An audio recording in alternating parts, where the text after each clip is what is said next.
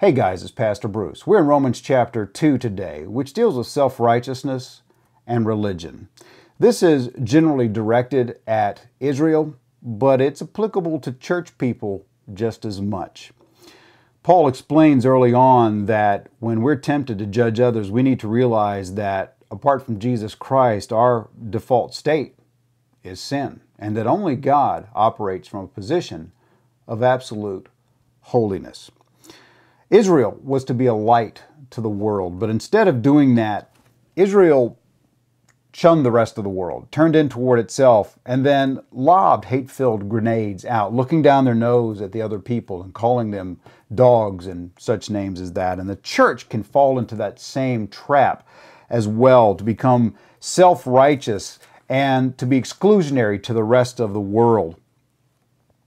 The world can really put the church to shame, too, when it is more generous, when it's more compassionate, when it's more loving, and when it's more honest about itself than the folks in the churches are. Paul explains that self-righteousness causes us to see their faults when we may have the same ones. You can't accuse another of stealing when you're stealing God's time and God's resources. It is blatant hypocrisy to call others out for adultery or idolatry when one is unfaithful to God. That's spiritual adultery. Or one is worshiping their own idols, TV or leisure or money or whatever it might happen to be.